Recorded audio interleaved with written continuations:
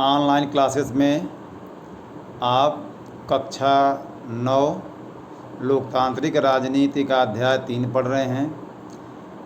अध्याय 3 में भारत में हमारे चुनाव की प्रणाली क्या है, इस टॉपिक के अंतर्गत आज आप चुनाव अभियान के बारे में जानेंगे कि चुनाव अभियान क्या होता है, इसकी क्या उपयोगिता है और इसमें कौन कौन सी बातें आती हैं। तो बच्चों, चुनावों का मुख्य उद्देश्य लोगों को अपनी पसंद के प्रतिनिधियों, सरकार और नीतियों का चुनाव करने का अवसर देना है।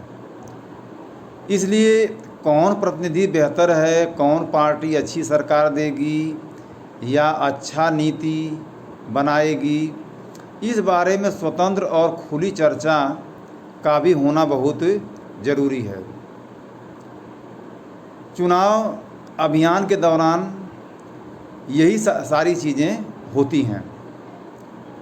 हमारे देश में उम्मीदवारों की अंतिम सूची की घोषणा होने और मतदान की तारीख के बीच आमतौर पर 2 सप्ताह का समय चुनाव प्रचार के लिए दिया जाता है और इस अवधि में उम्मीदवार मतदाताओं से संपर्क करते हैं, राजनेता चुनावी सभाओं में भाषण देते हैं और जो राजनीतिक पार्टियां हैं उनके कार्यकर्ता सक्रिय हो जाते हैं और अपने दल का प्रचार करते हैं। इस अवधि में आप देखेंगे कि अखबार और टीवी चैनलों पर चुनाव से जुड़ी हुई खबरें भी आती हैं, बहसें भी होती हैं। तो वास्तव में यदि आपने देखा कि 2 सप्ताह का समय चुनाव अभियान यानी चुनाव प्रचार का होता है, लेकिन देखा जाए तो यह समय और लंबा होता है क्योंकि राजनीतिक दल चुनाव होने के महीनों पहले से इसकी तैयारी शुरू कर देते हैं और चुनाव अभियान के दौरान राजनीतिक जो पार्टियां होती हैं वो लोगों का ध्यान कुछ बड़े मुद्दों पर केंद्रित करती हैं और वे लोगों का ध्यान इन मुद्दों की ओर आकर्षित करती हैं, अपनी पार्टी के पक्ष में वोट देने के लिए कहती हैं। अब आइए हम लोग कुछ प्रचलित सफल चुनावी नारों पर गौर करें। सफल चुनावी नारे इसलिए मैं कह रहा हूँ क्योंकि इन जो नारों की, उसे तो नारे बहुत दिए जाते हैं, लेकिन ये जो नारे आपको किताब में बताए गए हैं इनको सफल इसलिए कहा गया है क्योंकि इसके बाद वास्तव में लोगों ने संबंधित दल को अपना वोट दिया और सरकारें सत्ता में आ गईं। तो सबसे पहले देखिए कि इंदिरा गांधी के नेतृत्व में कांग्रेस पार्टी ने 1971 में जो लोकसभा चुनाव हुआ था उसमें गरीबी हटाओ का नारा दिया था और यह वादा किया था कि वह सरकार की सारी नीतियों में बदलाव करके सबसे पहले देश से गरीबी हटाएगी। फिर 71 में कांग्रेस की सरकार बनी। फिर 1977 में लोकसभा का चुनाव हुआ, उसमें जयप्रकाश नारायण के नेतृत्व में जनता पार्टी ने नारा दिया लोकतंत्र बचाओ। अब पार्टी ने जो आपातकाल के दौरान जातियां हुई थी उसको समाप्त करने और नागरिक आज़ादी को बहाल करने की बात कही थी, वायदा किया था। इसी तरह से वामपंथी दलों ने 1977 में जो पश्चिम बंगाल में के विधानसभा का चुनाव हुआ था उसमें ज़मीन जोतने वाले को लैंड टू टिलर का नारा दिया गया और वहाँ भी जो है वामपंथी दलों की सरकार आ गई। इसी तरह से 1983 के आंध्र प्रदेश के विधानसभा चुनाव में तेलुगु देशम पार्टी के नेता एन.टी. रामाराव ने तेलुगु स्वाभिमान का नारा दिया। तो ये सब नारे जो है कि कुछ सफल रहे, लोकतंत्र में काफ़ी और मशहूर भी हैं जिनको आपको जानना चाहिए। तो लोकतंत्र में राजनीतिक दलों और उम्मीदवारों को अपनी मर्जी के मुताबिक चुनाव प्रचार करने के लिए आज़ाद छोड़ देना ही सबसे अच्छा विकल्प माना जाता है। लेकिन साथ साथ यहाँ यह भी ध्यान रखना है कि सभी दलों को उचित और समान अवसर मिले, इसके लिए कई बार दखल देना भी ज़रूरी होता है।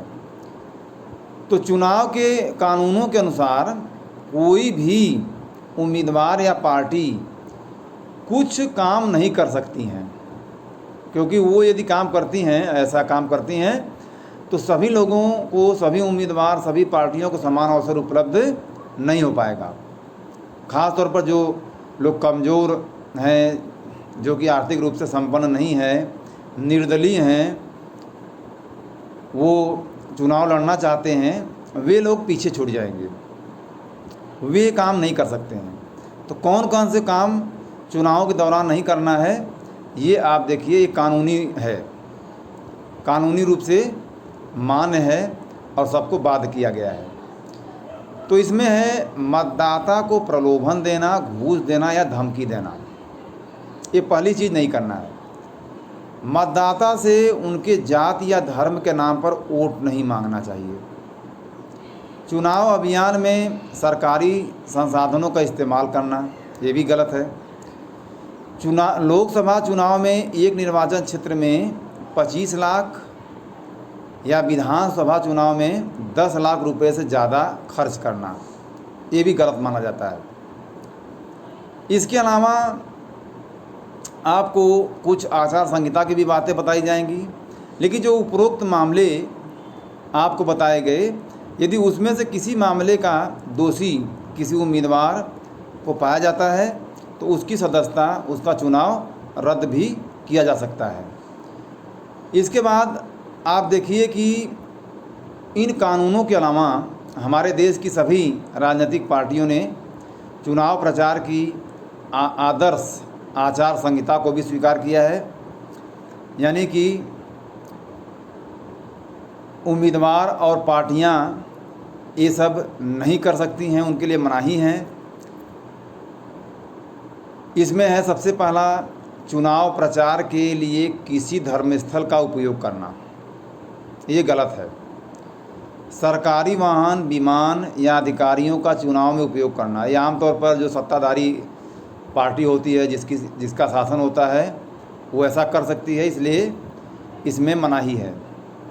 और चुनाव की अधिघोषणा हो जाने के बाद मंत्री किसी बड़ी योजना का शिलान्यास या बड़े नीतिगत फैसले या लोगों को सुविधाएं देने के वादे नहीं कर सकते हैं। ये आचार संहिता के अंतर्गत आता है। अब नेक्स्ट जो टॉपिक है वह है मतदान और मतगणना। तो चुनाव का जो आखिरी चरण होता है वो है मतदान और मतगणना। तो जिस दिन चुनाव होता है आमतौर पर उसे चुनाव का दिन कहा जाता है, और मतदाता सूची में नाम वाला हर व्यक्ति अपने अपने इलाके में स्थित मतदान केंद्र पर जाता है। आमतौर पर जो सरकारी इमारतें होती हैं, जैसे प्राइमरी स्कूल है या अन्य कोई सरकारी जगह है, सार्वजनिक स्थल है, इमारत है, तो वहाँ पर मतदान केंद्र बनाया जाता है। और चुनाव अधिकारी जो है उंगली पर एक काला निशान लगा देते हैं।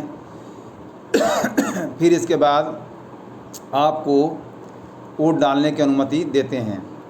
तो सभी उम्मीदवारों के एजेंट मतदान केंद्रों के अंदर बैठे रहते हैं ताकि वो किसी भी तरह की धांधली न हो पाए, इस बात को सुनिश्चित कर सकें, चुनाव ठीक ठाक ढंग से चले। तो पहले मतदाता एक मतपत्र पर अलग अलग छपे उम्मीदवारों के नाम और चुनाव चिन्ह में से अपनी पसंद के एक उम्मीदवार के चुनाव चिन्ह पर मुहर लगाकर अपनी पसंद जाहिर करते थे। लेकिन अब जो है यही काम वो ईवीएम के ज़रिए करते हैं, इलेक्ट्रॉनिक वोटिंग मशीनों के ज़रिए करते हैं। तो मशीन के ऊपर आप देखेंगे जो विभिन्न उम्मीदवार जिनको कि एक चुनाव चिन्ह प्राप्त होता है। मतदाता को जिस उम्मीदवार को वोट देना होता है उसके चुनाव चिन्ह के आगे बने बटन को एक बार दबा भर देना होता है और फिर इसके बाद मतदान हो जाने के बाद, संपूर्ण मतदान की प्रक्रिया समाप्त हो जाने के बाद वोटिंग मशीनों को सील करके एक सुरक्षित जगह पर पहुंचा दिया जाता है और फिर एक तय तारीख पर चुनाव क्षेत्र की सभी मशीनों को एक साथ खोला जाता है और मतों की गिनती की जाती है। इस दिन भी सभी दलों के एजेंट वहां पर रहते हैं जिससे मतगणना का काम निष्पक्ष ढंग से हो सके और किसी चुनाव क्षेत्र में सबसे ज़्यादा मत पाने वाले उम्मीदवार को विजयी घोषित किया जाता है। आम चुनाव में अमूमन सभी निर्वाचन क्षेत्रों में मतगणना एक ही तारीख पर होती है और एक तरफ मतगणना होती है, दूसरी तरफ जो है टीवी चैनल, रेडियो और अखबारों के लिए यह बहुत बड़ा अवसर होता है और वे इसकी पूरी खबर को जो है विस्तार से दिखाते हैं या छापते हैं। कुछ घंटों की गिनती में ही सारे परिणाम मालूम हो जाते हैं और स्पष्ट हो जाता है कि आगे किसकी सरकार बनने जा रही है। ये गुलबर्गा का चुनाव परिणाम है। इसमें आप देख सकते हैं कि गुलबर्गा में जो कितने उम्मीदवार थे, किन किन राजनीतिक दलों के थे, किसको कितना वोट मिला, वोटों का कितना प्रतिशत रहा और कौन इसमें विजयी हुआ, कौन जीता। तो ये आप देख सकते हैं। बच्चों, हमारे देश में चुनाव क्या बहुत महंगे हैं, इस बात का भी परीक्षण हम लोग यहाँ पर करेंगे। तो भारत में चुनाव करवाने पर बहुत ज़्यादा रकम खर्च होती है। जैसे 2014 में लोकसभा चुनाव पर ही सरकार ने करीब 3,500 करोड़ खर्च कर दिया था। हिसाब लगाएं तो मतदाता सूची में दर्ज हर नाम पर 40 रुपये का खर्च हुआ था। लेकिन पार्टियों और उम्मीदवारों ने चुनाव में सरकार से भी ज़्यादा खर्च किया था और मोटे अनुमान के अनुसार सरकार, पार्टियों और उम्मीदवारों का कुल खर्च करीब 30,000 करोड़ रुपया हुआ होगा, अर्थात प्रति मतदाता करीब 500 रुपये का खर्च आया था। तो कुछ लोग कहते हैं कि चुनाव हमारी जनता पर, खासकर गरीब जनता पर एक बोझ है और मुल्क हर 5 साल पर चुनाव कराने का बोझ नहीं उठा सकता। लेकिन ऐसा नहीं है। आइए हम लोग कुछ उदाहरणों को देखें तो आप समझ जाएंगे कि आज के आधुनिक लोकतांत्रिक व्यवस्थाओं में इतना पैसा खर्च होना कोई बहुत बड़ी बात नहीं है। 2005 में सरकार ने फ्रांस से 6 परमाणु पनडुब्बियां खरीदने का फैसला किया और प्रत्येक पनडुब्बी की कीमत करीब 3,000 करोड़ रुपए थी। अब सोच लीजिए कि कुछ पनडुब्बियों को खरीदने का खर्चा ही चुनाव पर आ रहा है। दिल्ली में सन 2010 में राष्ट्रमंडल खेलों का आयोजन हुआ और अनुमान है कि इस पर 20,000 करोड़ रुपया खर्च हुआ था। तो आप समझ सकते हैं या अपने मन में अनुमान लगा सकते हैं कि क्या चुनाव महंगे हैं या ठीक है। अब बच्चों, हम लोग यहाँ आते हैं कि कहाँ पहुँचे और क्या समझे। इसको आप करेंगे तब ये मालूम होगा कि आप टॉपिक को समझ पाए हैं या नहीं। तो इनमें से कौन सा काम आदर्श चुनाव संहिता का उल्लंघन है और कौन सा नहीं है। जैसे पहला काम है मतदान की तारीख से पहले मंत्री द्वारा अपने निर्वाचन क्षेत्र के लिए नई रेलगाड़ी को हरी झंडी दिखाकर रवाना करना। तो ये आचार संहिता का उल्लंघन है कि नहीं? तो निश्चित तौर पर है। दूसरा है, एक उम्मीदवार ने वादा किया कि चुने जाने पर वह अपने निर्वाचन क्षेत्र में नई रेलगाड़ी चलवाएगा। तो ये तो वादा है, ये आचार संहिता का उल्लंघन नहीं है और ऐसे वादे राजनीतिक दल, उनके उम्मीदवार आमतौर पर करते हैं या उनको करने की छूट है। एक उम्मीदवार के समर्थकों द्वारा मतदाताओं को मंदिर में ले जाकर उनसे उसी उम्मीदवार को वोट देने की शपथ दिलाना। तो धर्म जाति के नाम पर वोट मांगना या किसी को शपथ दिलवाना ये आचार संहिता का उल्लंघन है, गलत है ये। किसी उम्मीदवार के समर्थकों द्वारा झुग्गी बस्ती में वोट के वायदे लेकर कंबल बांटना, ये तो मतदाता को घूस या प्रलोभन देना है, ये भी गलत ही माना जाएगा। इसके बाद हम लोग देखेंगे कि क्या भारत में चुनाव लोकतांत्रिक है या भारत में चुनाव क्यों लोकतांत्रिक है। इसको हम लोग कल की कक्षा में पढ़ेंगे। तब तक के लिए सभी को